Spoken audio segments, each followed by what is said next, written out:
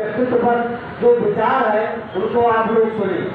लेकिन एक बात जरूर मैं कहना चाहूंगा और इन्हीं दो चार बातों के साथ अपनी बात को समाप्त करूंगा। छात्र राजनीति के दौरान इसी शहीद भवन से बाबूजी ने 50 छात्र संघ के पदाधिकारी दिए। आज इसी कड़ी में छात्र संघ की कोख से निकले तमाम ऐसे छात्र नेता हमारे बीच में मौजूद हैं जो बाबूजी के व्यक्तित्व और कृतित्व पर अभी विस्तार से आप लोगों के बीच में चर्चा भी करेंगे और वो आप लोगों को बताएंगे कि बाबूजी कैसे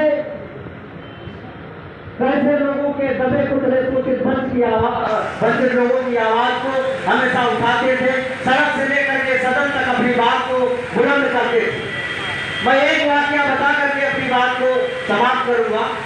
सन 2001 की बात है। छात्र संघ चुनाव में मैं महामंत्री का प्रत्याशी था इसी साकेत महाविद्यालय में, और छात्र संघ चुनाव के दौरान एक घटना घटी। उसमें मुझे बाबूजी के साथ 15 दिन जेल में रहने का अवसर प्राप्त हुआ। उसी दौरान बाबूजी ऐसे थे कि उसी दौरान मैं और मरहूम साथी स्वर्गीय ठाकुर प्रसाद वर्मा जी भी जेल में थे, और उस दौरान रात में बाबूजी की एक टाइटन की घड़ी हाथ में लगाते थे, उसको एक ने चुरा लिया। ठाकुर प्रसाद की नजर उस चुराने वाले लड़के पर पड़ी तो ठाकुर प्रसाद ने उससे पूछा कि बाबूजी की घड़ी चुराए हो, तुम जल्दी से दे दो। लेकिन उसने कहा कि नहीं, हमने घड़ी नहीं ली है, और वो छुपा दिया। तब उसको ठाकुर प्रसाद मारने लगे तो उसने बताया कि नहीं, घड़ी मैंने चुराई है। बाबूजी इतने में जग गए, सारी वृतांत उनको बताया गया। संजोग से बाबूजी की चारपाई बीच में थी, एक तरफ ठाकुर प्रसाद जी की थी, और भी कई विधायक लोग थे, रुश्दी मियाँ जी भी थे और रामचंद्र यादव जी भी थे। बहुत लोग उस समय संघर्ष के दौरान जेल में थे। तो बाबूजी ने उससे पूछा कि तुमने घड़ी क्यों चुराई?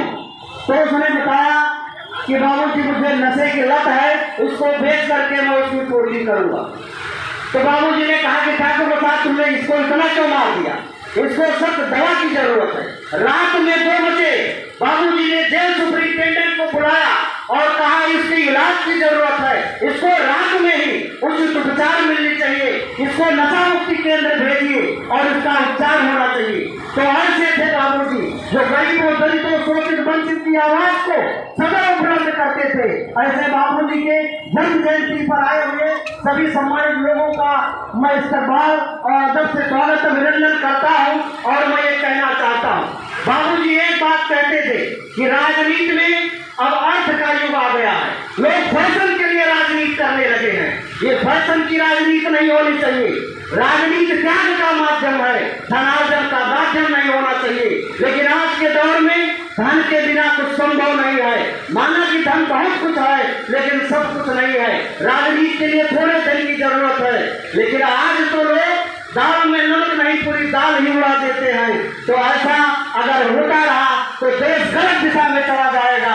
इन्हीं तमाम बातों के साथ मंच पर बैठे हुए सभी अतिथियों का पूरा हृदय से स्वागत अभिनंदन करते हुए गोंडा से मैं आया हूँ और विकास वर्मा बुंदू मेरा नाम है, अपनी बात को समाप्त करता हूँ। बहुत बहुत धन्यवाद।